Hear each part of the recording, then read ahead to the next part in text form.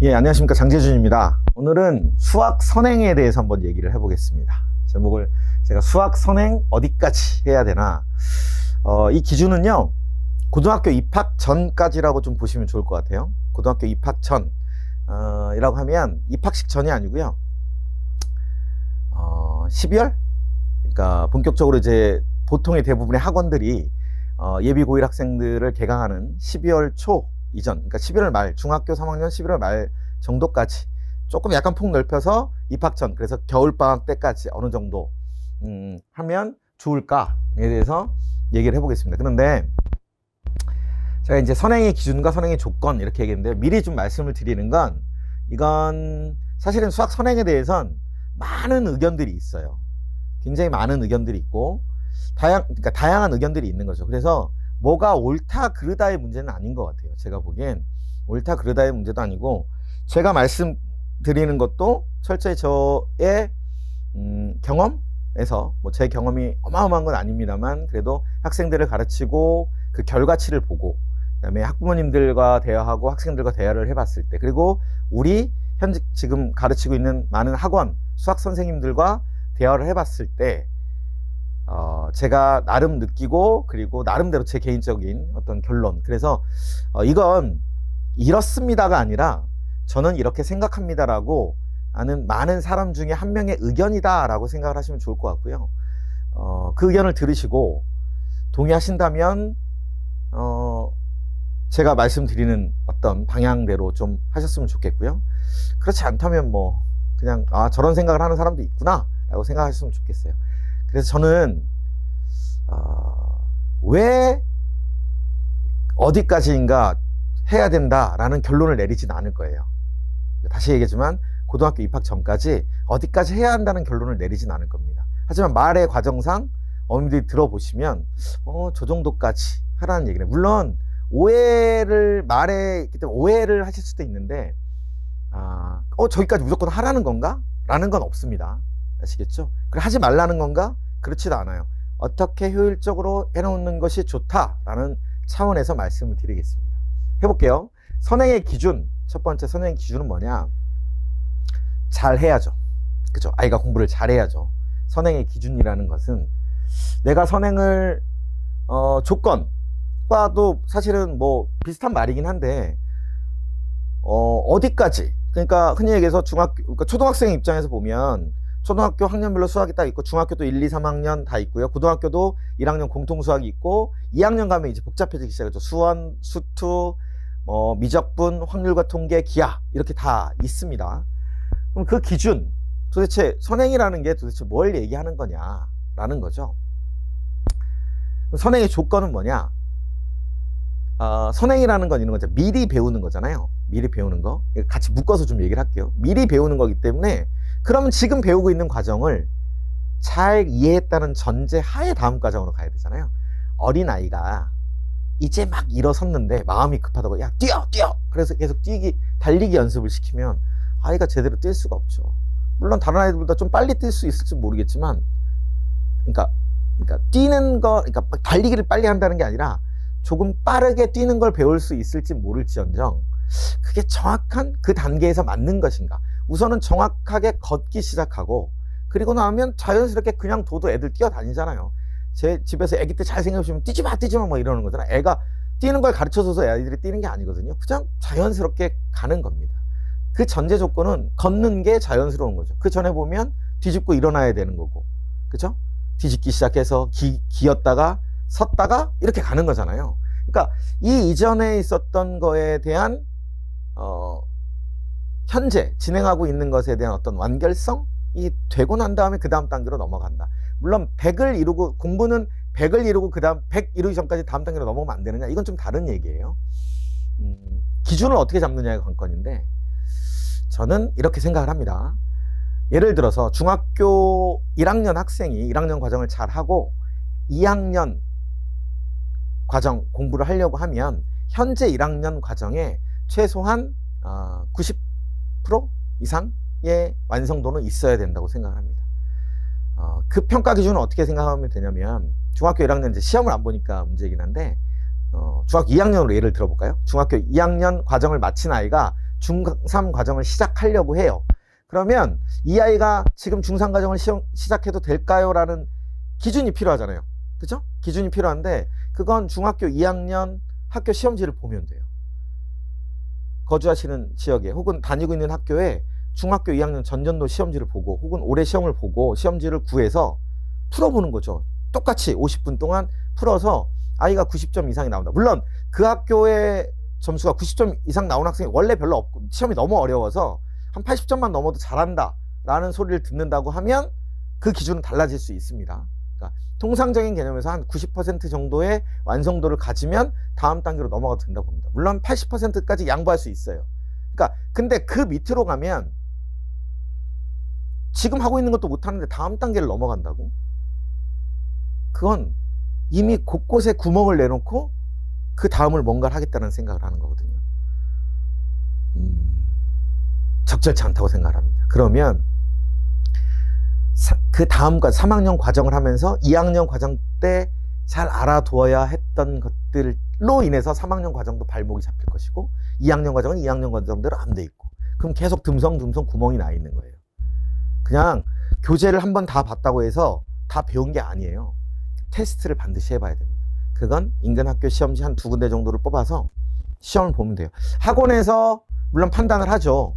그래서 아이가 되겠습니다라는 말을 따르셔도 되는데 약간 직접 확인하고 싶잖아요. 그 선생님 말에만 의존하지 않고 확인하고 싶으면 그런 시험지를 구해서 학원에 요청하면 될 겁니다. 어느 학교 시험지 혹시 있으시면 좀 주실 수 있어요? 라고 하면 다 확보하고 있으니까 저도 저희 학원은 다 확보하고 있습니다. 그러니까 달라고 하면 그걸 보고 똑같은 시간 반드시 똑같은 50분 동안 시험을 봐서 점수가 몇 점 이상 나오면 아 우리 아이가 이 과정을 잘 했구나 그러니까 다음 단계로 넘어가도 되는구나 라고 생각을 하셔야지 선생님이 다음 주부터 3학년 교재 나갑니다. 3학년 1학기 과정 나갑니다. 교재 사오세요. 이렇게 해서 넘어가서는 안 된다는 거예요. 그리고 나중에 후회하시잖아요. 보니까 2학년 것도 안 돼 있고 3학년 건 배우는 건 3학년 건 애는 도대체 이해할 수 없다고 하고 이런 문제가 생긴다는 거예요. 다시 시험을 반드시 봐서 테스트를 해보고 그 과정이 어느 정도 성취도가 확보된 상태에서 하셔야 된다는 겁니다. 그게 기준이에요. 기준. 조건이기도 한 거죠. 그 정도 완결성을 갖고 있는 아이들. 그러니까 나름대로 선행이라는 게 어디까지 해야 되느냐라는 것도 있지만 그러니까 학생들마다 어디까지 해야 되느냐는 다 다르겠죠. 완성도가 높은 학생들은 좀 더 많이 할 수 있을 것이고 그렇지 않은 학생들은 좀 적게 할 수 있을 것이고 현재 것만 따라 할 수도 있는 거고 그런데 선행을 안 하기는 좀 부담스러워요. 왜 그러냐면 고등학교 가서 배우는 것도 그렇지만 그때 가서 어려워서 그런 것도 있지만 보통은 대부분 학원을 다 다니거든요. 그리고 고등학교 때는 대부분 중학교 때까지는 진짜 안 하고 한다고 하더라도 고등학교 때 학원을 다니는데 학원 들어갈 때 보는 시험에 그런 과정들이 포함되어 있거든요. 고등학교 1학년 과정들이 보통 많이 포함되어 있는데 그러다 보면 흔히 얘기해서 상위반? 레벨이 높은 반에 가기가 어려워요. 그러면 자기보다는 수학 실력이 좀 낮은 자기가 배우지 않았기 때문에 좀 낮은 학생들과 같이 하다 보면 진도는 점점 느려지고 그리고 경쟁 구도에서 약간의 어쨌든 학생의 불만족스러운 상황이 좀 발생을 하거든요. 그래서 선행을 하긴 해야 되는 건 맞는 것 같아요. 수학은. 그리고 안 하고 하기엔 좀 많이 어렵기도 하고 내신이나 수능에서 굉장히 중요한 빈도도 있고요. 자, 그럼 수능을 어디까지 어떤 상황이 되면 해야 되느냐. 아까 말씀드렸지만 테스트를 계속 해보고 통과하면 해야 되는 거고요. 그럼 선행을 어디까지 해야 되느냐. 이걸 알기 위해선 수학 전체 과목의 흐름을 알아야 돼요. 근데 초등학교 수학, 중학교 수학 여기는 좀 패스를 하겠습니다. 결국엔 고등학교 선행 어느 정도까지 하느냐에 최종 포커스를 둘 거니까 그럼 맨 마지막에 배우는 게 뭐냐 이거죠. 맨 마지막에 배우는 게 미적분이거든요. 물론 미적분, 확률과 통계, 기하는 각각의 독립된 과목들입니다. 각각의 독립된 과목들이긴 한데 이게 보통 고3 때 마지막으로 배우는 게 미적분 과목이란 말이에요. 그럼 미적분 과목에서 뭘 배우느냐 이런 걸 배웁니다. 수열의 극한, 그 다음에 미분법, 적분법이라는 걸 배웁니다. 근데 수열의 극한, 급수라는 걸 배우고요. 미분법에서는 여러 가지 함수의 미분법, 여러 가지 미분법 뭐 이렇게 적분법에서도 마찬가지예요. 활용하고 여러 가지 적분법 이런 걸 배우거든요. 근데 이 여러 가지 함수라는 거에 대해서 그럼 이 미적분이기 때문에 이때 미적분을 처음 배우느냐? 아니요. 이 미적분을 배우기 위해선 반드시 전제되어야 하는 과목이 있습니다. 그게 어떤 거냐면 수학 2 두 개가 있는, 두 개 더 되는데요. 수학 2에서 보면 함수의 극한과 연속이라는 거에서 함수의 극한과 함수의 연속이라는 걸 배워요. 다시 미적분에서는 수열의 극한과 급수라는 걸 배우죠. 수열의 극한. 극한이라는 단어 보이시죠? 다시 수학 2에서는 다항함수의 미분법이라는 걸 배웁니다. 수학 2에서 이미 미분은 배우는 거예요. 미분이 뭐고 적분이 뭐라는 건 수학 2에서 이미 다 배웁니다. 그래서 수학 2에서는 다항함수, 보통 일반적으로 얘기는 뭐 2차함수, 3차함수, 4차함수 이런 걸 얘기를 하는 거예요. 미분계함수와 도함수, 그러니까 미분이 어떤 것이냐, 접선의 방정식과 평균값, 뭐 함수의 그래프, 미분하를, 여기도 부정적분과 정적분, 정적분이 뭐냐, 적분이 뭐냐, 이런 것들을 다 배우는 거예요. 그걸 배우고 다시 돌아가 보면 여기 와서는 다항함수를 제외한, 다항함수도 있습니다. 있는데 그 외에 다른 많은 함수도 있어요. 지수함수, 로그함수 이런 것들이 있거든요. 삼각함수. 이런 거에 대한 미분을 한다는 거죠. 그러니까 다시 앞에서 수학2에서 미분을 하지 못하면 미분이 뭐고 적분이 뭐고 미분을 어떻게 하느냐 적분이 어떻게 하느냐 이게 도대체 뭐냐를 모르는데 미적분을 할 수가 없죠. 배울 수가 없죠. 그렇죠? 그러니까 미적분을 하기 위해서는 반드시 수학2를 배워야 합니다. 확률과 통계를 하기 위해서는 아니요, 안 해도 돼요. 뭐 좀 하면 뭐 도움 되는 것도 있지만 반드시 전제 조건이 되는 건 아닙니다. 기하도 마찬가지고요. 그런데 미적분을 하기 위해서는 반드시 수학2를 해야 돼요. 그러면 수학2가 완벽하게 되어 있지 어느 정도 이상의 완성도가 되어 있지 않은 상황에서 미적분을 한다라는 건 의미가 없는 거죠. 그렇죠? 이것도 못하는데 그 다음 걸 한다고요? 이게 전제되어 있지 않으면 그걸 못하는데 말이 안 된다는 얘기입니다. 할 수가 없어요. 수학 1에선 수학 1과 수학 2는 병렬적 관계 따로 있습니다. 그러니까 수학 2를 하기 위해서 반드시 수학 1을 해야 되냐? 그렇지 않아요. 수학 2 먼저 하고 수학 1 해도 됩니다. 상관없습니다. 흐름상 미적분에 포커스가 맞춰져 있어서 하기 전에 수학 2를 하는 거예요. 수학 1에는 뭐가 있냐면 지수함수, 로그함수, 삼각함수가 있습니다. 수열도 있고요. 그런데 아까 말씀드렸잖아요. 미적분에 수열의 극한이 나와요. 앞에서 수열을 모르는데 수열의 극한을 어떻게 하겠습니까? 안 되겠죠. 여러 가지 함수의 미분, 여기에 뭐 지수함수, 로그함수, 그다음에 삼각함수가 나온다고요. 여기 있는 여러 가지 함수를 모르고 그걸 모르는 상태에서 이거 공부를 한다는 게 말이 안 되는 거죠. 그렇죠? 따라서 수학 1을 하지 않은 상태에서 미적분을 한다? 말도 안 된다는 얘기죠. 할 수가 없어요. 할 수가. 그러니까 수학 1을 어느 정도 해내야지만 계속 말씀드리지만 한 80% 이상은 돼야 된다고 봐요. 그렇게 하지 않은 상태에서 미적분 하는 게 의미가 없다고요. 그럼 이해를 못하니까 앞에 기본이 안 돼 있는데, 그러니까 예를 들어 이거죠. 구구단 못하는 애한테 지금 세 자릿수 곱셈 뭐 이렇게 가르쳐주고 있는 거예요. 그거 문제 풀으라고. 그럼 되겠습니까? 구구단도 못 외우는 애한테. 안 되겠죠. 그러니까 이렇게 해야 돼. 극단적인 좀 예인데 그 정도로 이게 중요하다는 겁니다. 그러니까 수학 1, 수학 2가 되지 않은 상태에서 미적분하는 건 의미가 없다. 또 하나, 수능 과목에서 계속 얘기했잖아요. 공통 과목, 수원, 수투는 공통 과목이고 미적분은 선택인데 어려운 문제. 수능에서 이제 어려운 문제는 공통 과목에서 다 나올 것이다. 그래서 수원, 수투가 어마어마하게 중요하다는 겁니다. 내신에서도 수능에서는 더 절대적으로 수원, 수투가 중요하다. 그리고 내용이 굉장히 어려워요. 이 삼각함수, 지수함수, 로그함수, 지수, 로그 계산까지 애들이 하다가 지수함수 딱 들어가는 순간부터 일단 좌절하기 시작합니다. 상당히 많은 수포자가 발생하기 시작해요. 그 버티고 넘어왔는데 삼각함수 가서 아이 나랑 수학은 안 맞아. 고2 때 잃어버리면 대학 안 가겠다는 얘기잖아요. 우리나라에서 수학 안 하고 대학 갈 수 있는 방법은 있습니다. 아주 드물게.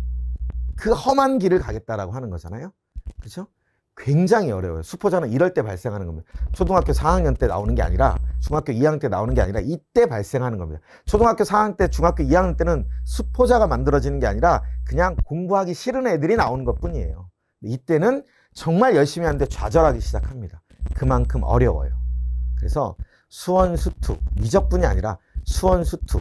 냉정하게 얘기하면 고등학교 들어가기 전에 미적분 하는 거 저는 반대합니다. 물론 할 수 있어요. 제가 보기엔 1% 정도의 아이들, 넉넉 잡고 3%까지 대한민국 상위 3% 이내에 든다라고 하면 할 수 있습니다. 해도 되고 그 아이들은 그냥 막 받아들일 테니까, 스펀지처럼 쭉쭉쭉 빨아들일 테니까 할 수 있는데, 그럼에도 불구하고 저는 오히려 그 시간이 있다면 수원 수투를 더 많이 해라 이런 겁니다. 왜? 아까 말씀드린 미적분은 고3 때 있어요. 그럼 고등학교 전까지 미적분을 했다고 치면 2년 동안 그게 온전히 머리에 남아있을 것이냐? 아니요. 상당 부분 사라질 겁니다. 그럼 그때 가서 어차피 다시 해야 돼요. 고2 때쯤 다시 할 거예요. 선행을 한다고. 고2 때쯤. 그때쯤 해.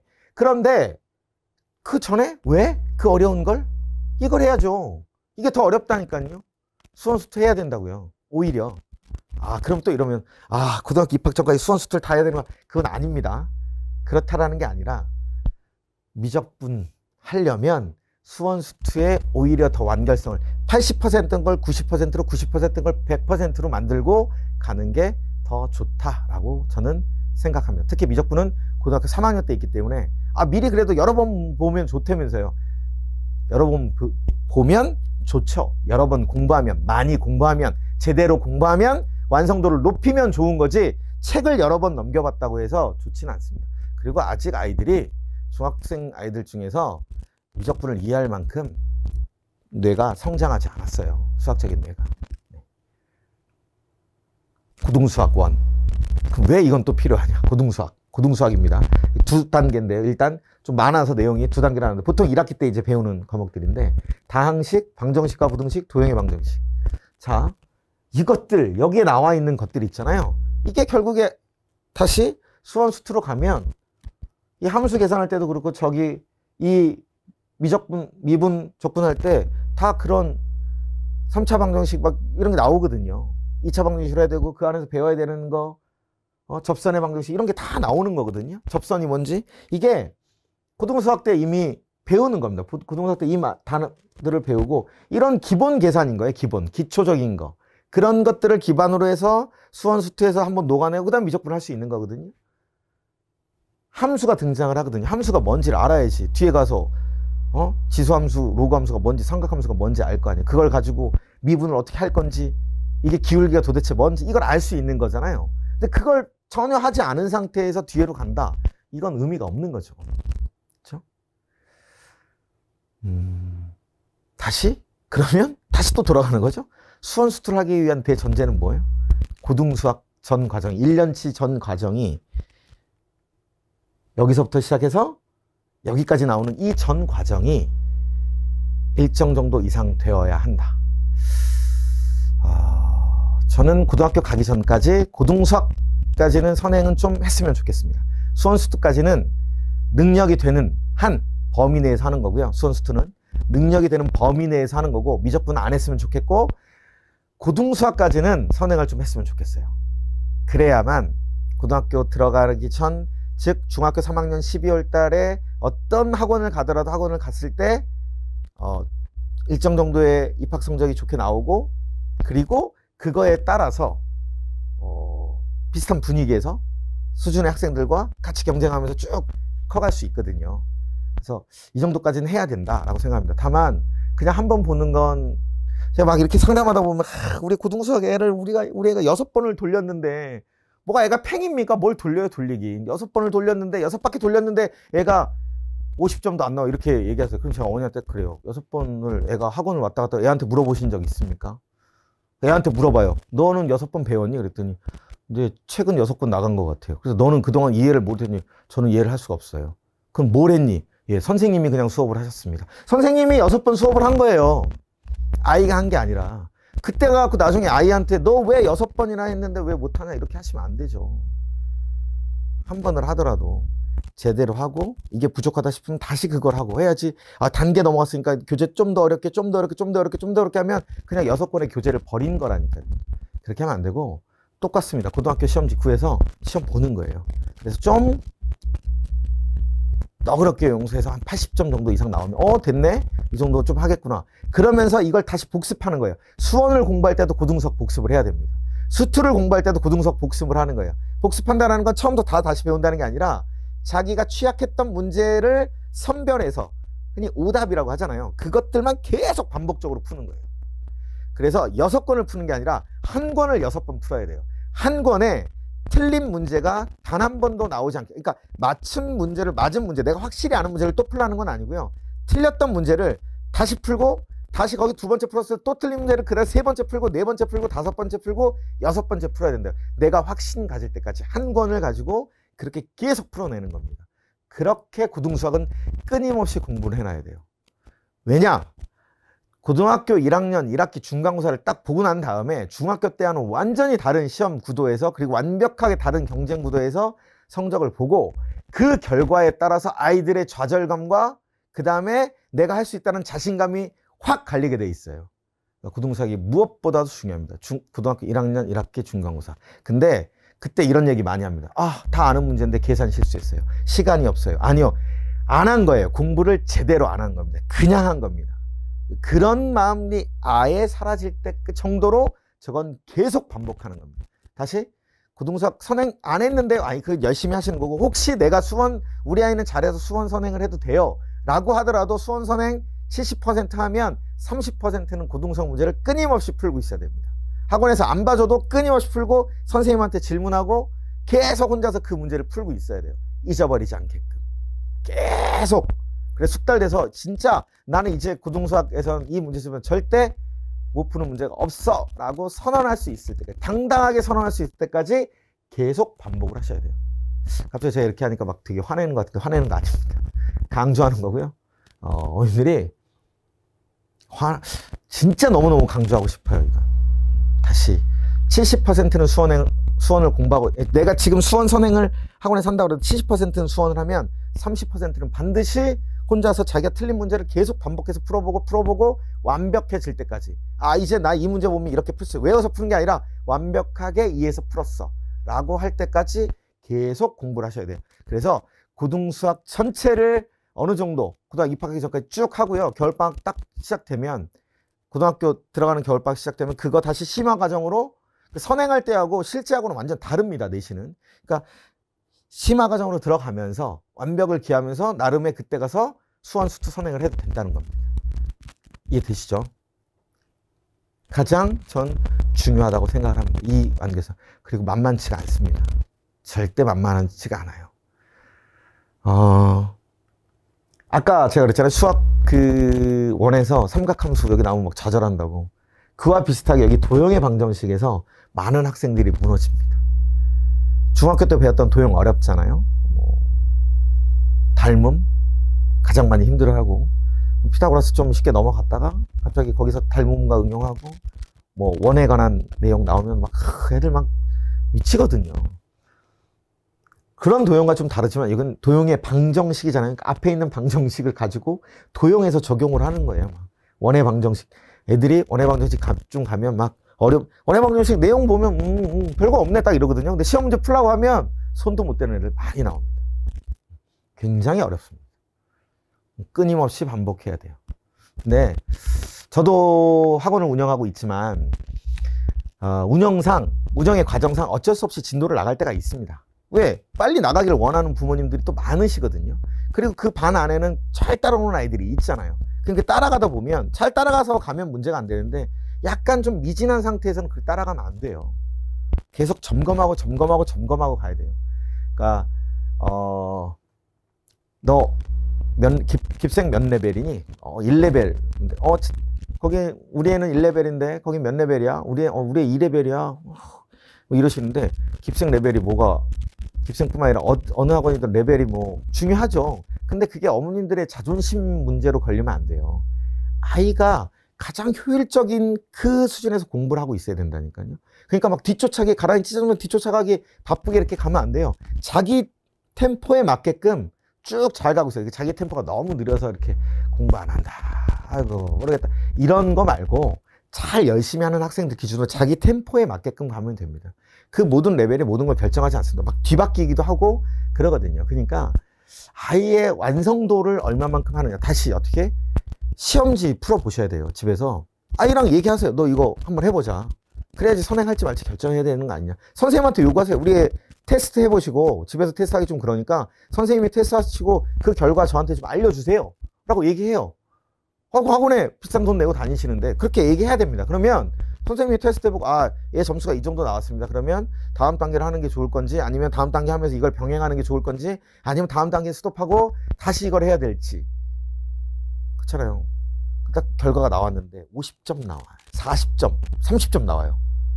그건 지금 학원에 속고 있는 거예요. 아시겠죠? 그 속고 있는 거라고요. 그렇게 하면 안 되죠. 그 선행하면 안 돼요, 걔는. 지금 이거 다시 해야 된다니까요. 그 상태에서 수험 배우잖아요. 아무것도 이해 못해요. 수투 아무것도 이해 못해요. 이해되시죠? 중요한 포인트입니다. 저도 학원을 운영하는 사람이지만 어쩔 수 없죠. 이건 사실이니까 어머님들이 절대 속지 마시고, 혹시 저희 학원에서 그런 선생님이 있다고 하면 저한테 연락을 주시면 응분의 대가를 치르도록 하고 어머님께 사과를 드리도록, 직접 사과를 드리도록 하겠습니다. 절대 그런 일이 벌어져서는 안 된다라는 겁니다. 확률과 통계를 해놨어요. 이런 걸 배웁니다. 단어도 생소하고 뭐 그러신데 애들은 재밌대요. 이게 그냥 뭔가 그냥 세면 될 것 같아서. 그래서 어려운데 확률과 통계가 세라고 해서 세야 되니까. 왜? 세는데 조건이 있거든요. 2번 세면 안 되고요. 빠뜨리면 안 돼요. 그게 어려워요. 그게 굉장히 어려운 거거든요.